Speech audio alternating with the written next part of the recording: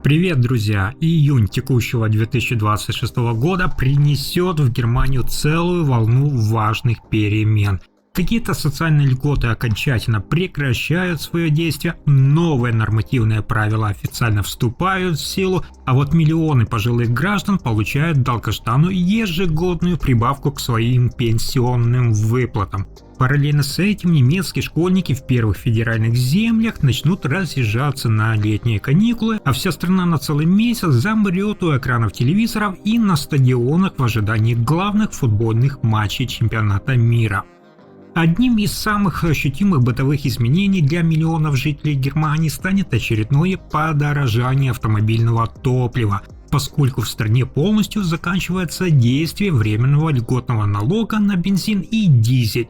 А я вам, друзья, напомню, что после резкого скачка цен на мировом энергетическом рынке немецкое правительство Мерса пошло на экстренные меры и временно снизило фискальную нагрузку на заправках. В итоге розничная стоимость литра горючего на АЗС снизилась примерно на 17 центов. Эта государственная скидка официально, кстати, заработала еще с 1 мая, но уже в самом конце июня ее действие полностью завершается. Точный момент, когда именно ценники на автозаправных станциях начнут заметно расти, называть сложно, но здесь есть важный юридический нюанс. Резкого скачка стоимости ровно в полночь, скажем так, на 1 число ожидать не стоит. В Германии, вы знаете, действует внутреннее антимонопольное правило 12 часов, согласно которому автозаправочным станциям разрешено существенно повышать розничные тарифы всего лишь один раз в сутки, строго в полдень.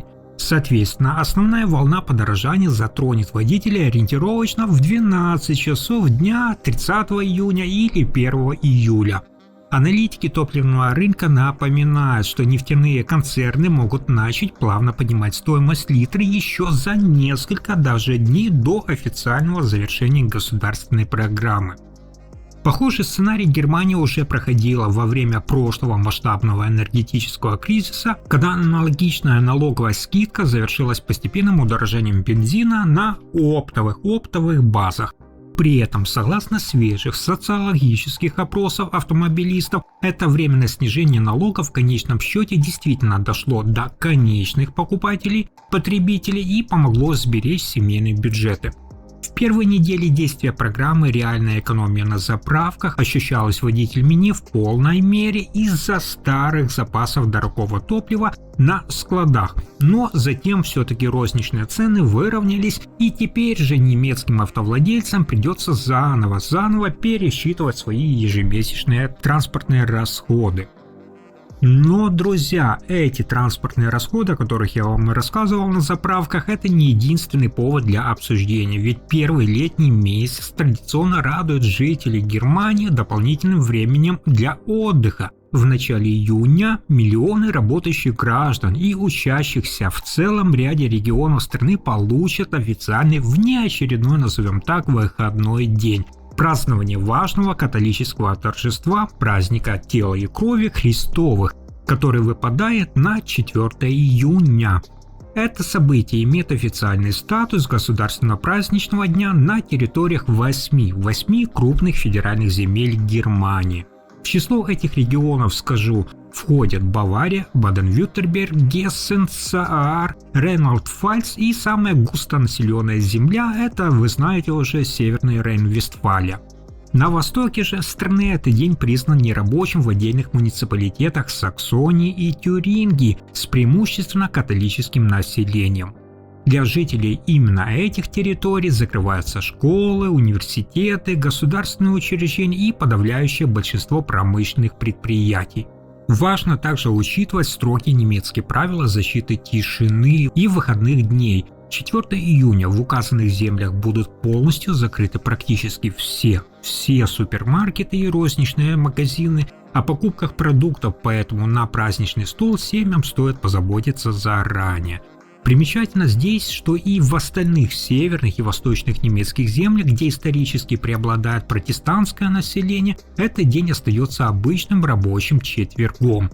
Многие сотрудники в Германии пользуются такой возможностью, берут дополнительный отгул на пятницу, то есть 5 июня, и устраивать себе полноценные длинные 4-дневные выходные. Традиционная сторона праздника наполнена и глубоким религиозным смыслом и красивыми обрядами. В этот четверг во всех католических общинах проходят торжественные утренние церковные службы, которые затем переходят постепенно в масштабные уличные крестные ходы, праздничные процессии. Это такие яркое шествие по украшенным цветами и флагами городским улицам возглавляет местный священник, несущий под специальным тканевым навесом священную чашу. Тысячи участников процессии медленно идут по заранее определенному маршруту, поют старинные религиозные гимны и молятся возле 4 специально возведенных уличных алтарей, которые символизируют 4 стороны света. Помимо праздничных дней, друзья, первый летний месяц принесет немецким потребителям гораздо больше ясности и прозрачности во время обычных походов за продуктами. Да, в середине месяца вступают в силу, напомню, важные изменения в маркировке популярных продовольственных товаров. Я вам об этом рассказывал, которые заставят производителей отказаться от неоднозначных формулировок на этикетках. Настоящие изменения на полках супермаркетов ощутят любители натурального меда, которые наконец-то смогут подробнее узнать, что же именно, друзья, стоит у них на обеденном столе. Строгие общеевропейские правила, юридически закрепленные в обновленной директиве о завтраках, официально начинают действовать в Германии с 14 июня. С этого дня на каждой баночке меда, продаваемой в розничных сетях, производители обязаны четко и разборчиво указывать все страны происхождения сырья. Более того, на этикетке теперь должна стоять точная доля каждого государства в процентах от общего объема, расположенная в строгом порядке убывания веса. Раньше крупным концернам хватало расплывчатой и крайне удобной на самом деле пометки о том, что внутри находится смесь из стран Евросоюза и регионов, не входящих в его состав. Под этой общей формулировкой покупателям нередко продавали, кстати, дешевые импортные смеси с минимальным содержанием качественного местного продукта. При этом паниковать все-таки не стоит. Товары, упакованные по старым правилам, до этого дедлайна магазинам пока все еще разрешено спокойно распродать вплоть до полного окончания срока и годности, так что переход на новые стандарты будет плавным. Схожие корректировки затронут и любителей коровьего молока, для которых государственные службы контроля тоже подготовили новые защитные механизмы. Начиная с июня, производители молочной продукции столкнутся с более строгими ограничениями на использование громких рекламных лозунгов. Теперь привычные слова «безлактозное» или «свежее» разрешено печатать на упаковках исключительно при соблюдении четких проверяемых государством технологических условий. Если в составе, например, пачки обнаружится примесь другого сырья, например, козьего или овечьего молока, завод обязан вынести это на лицевую сторону упаковки и прописать детальную процентную долю каждого ингредиента. Наряду с этим под более жесткое регулирование попали и правила добавления в продукты искусственных витаминов и минеральных веществ.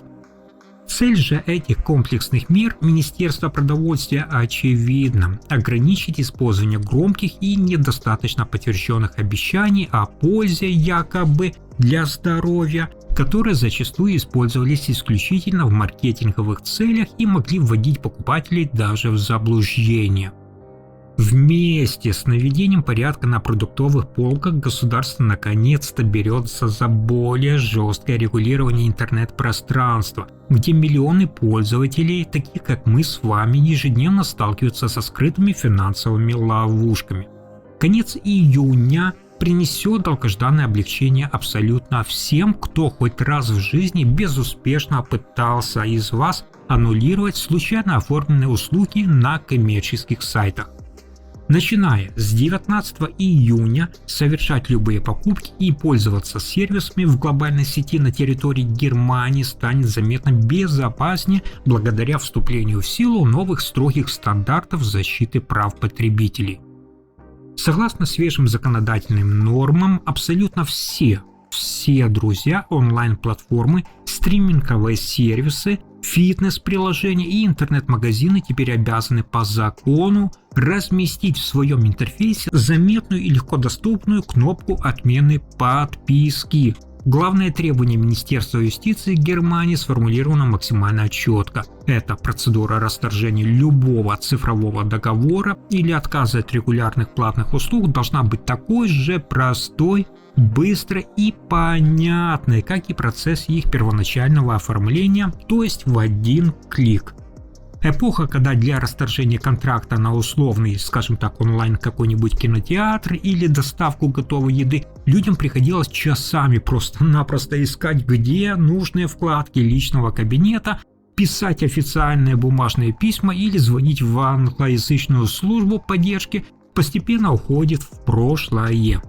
Если же компания проигнорирует это требование и не добавит ту самую заветную кнопку на основные страницы приложения к 19 числу, потребитель получает легальное право быстро расторгнуть контракт без соблюдения стандартных сроков уведомления.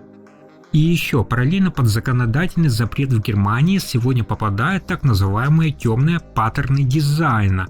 То есть речь идет о манипулятивных приемах визуального оформления сайта, которыми активно пользуются некоторые маркетологи. В эту категорию попадают всплывающие окна с запугивающими формулировками, плохо читаемые шрифты, таймеры, например, ограниченных предложений и заранее проставленные галочки вместо вас, которые могут сбивать пользователя с толку и подталкивать к спорным тратам.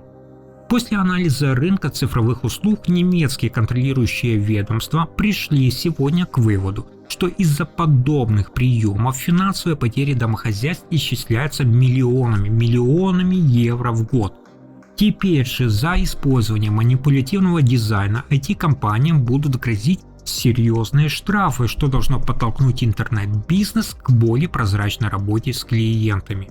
Все эти потребительские, скажем так, бытовые новшества отойдут на второй план, когда в середине месяца внимание миллионов жителей Германии полностью переключится на спорт.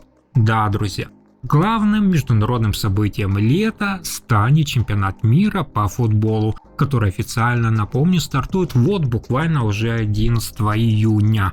Историческая уникальность этого грандиозного турнира заключается в том, что он впервые в истории мирового спорта пройдет одновременно сразу в 3 государствах – США, Канаде и Мексике. Национальная немецкая сборная под руководством тренерского штаба успешно преодолела квалификационный этап и теперь выступит в групповом этапе в группе Е, где ей предстоит побороться за выход в плей-офф. Официальное расписание матчей группового раунда уже утверждено организаторами. Из-за разницы во времени, о котором я вам рассказывал, с американским континентом, немецким болельщикам придется перенастроить свой привычный режим дня. Стартовый поединок сборной Германии против команды Кюрасао состоится уже 14 июня в 19:00 по центральноевропейскому времени на стадионе NRG в Хьюстоне, штат Техас, домашней арене клуба НФЛ. Второй важный матч против сборной Кот-д'Ивуара запланирован на 20 июня уже в 22:00 в канадском Торонто, и финальная игра группового этапа против Эквадора пройдет 25 июня тоже в 22 часа на знаменитом стадионе MetLife в Нью-Джерси. Именно из-за позднего начала трансляции, которая из-за разницы часовых поясов будут выпадать на поздний вечер и даже ночь, муниципальные власти большинства городов Германии уже прямо сейчас в этот раз отказались от организации привычных массовых тех самых фан-зон на городских площадках. Однако бары, пабы и спортивные рестораны по всей стране уже оборудуют летние террасы большими экранами, готовясь к наплыву болельщиков. При этом, друзья, на полях Северной Америки футболистам придется столкнуться с более строгими правилами дисциплинарного контроля, которые Международная федерация футбола FIFA вводит для борьбы с неспортивным поведением. Одним из самых обсуждаемых нововведений стало правило, касающееся поведения игроков во время конфликтов на поле. Отныне вы должны понимать, любой футболист может получить прямую красную карточку или даже удаление, если во время словесной, скажем так, стычки с соперником или арбитром будет демонстративно закрывать рот ладонью, скрывая сказанное от камер. Спортивные чиновники объясняют это стремлением снизить количество оскорбительных и дискриминационных высказываний во время матчей. Аналогично более жесткие санкции теперь грозят и игрокам, которые демонстративно покидают поле до окончания встречи в знак несогласия с судейскими решениями. Организаторы турнира подчеркивают, что дисциплинарные требования на чемпионате будут соблюдаться максимально строго. Громкие спортивные баталии за океаном совпадут и по времени с долгожданным началом сезона летних отпусков внутри Германии. Официально 21 июня в Германии наступает астрономическое лето, знаменующее собой день летнего солнцестояния, который, вы знаете, станет самым длинным световым днем в году. Одновременно с этим природным явлением по всей стране запускается традиционная череда школьных каникул, график которых в Германии намеренно растянут по времени ради снижения нагрузки на дороги и курортные регионы. Итак, первыми парты покинут и отправятся на отдых школьники на западе страны, в Гессене, Рейнланд-Пфальце и Сааре, где каникулярный период официально стартует уже буквально 26 июня. В то же время дольше всех учиться и сдавать экзамены придется ученикам на юге, в Баварии, где школьные классы опустеют только 31 июля. Пока же школьники пакуют чемоданы, миллионы пожилых граждан Германии будут с нетерпением проверять свои почтовые ящики в ожидании важнейших финансовых документов. Первый летний месяц принесет вам официальное письменное подтверждение долгожданного роста доходов для 21 миллиона немецких пенсионеров. Начиная с 1 июля государственные выплаты, вы знаете, по старости по всей стране будут проиндексированы и увеличатся на 4,24%. Государственное ведомство немецкого пенсионного страхования начнет массово уведомлять всех получателей о точных суммах перерасчета специальными официальными письмами, которые в юридической практике называются уведомлениями о корректировке пенсий.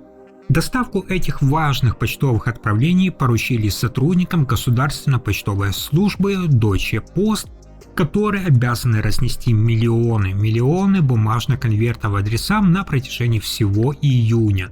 Спешите заранее обрывать телефоны социальных ведомств гражданам не стоит, так как рассылка будет идти поэтапно в течение нескольких недель.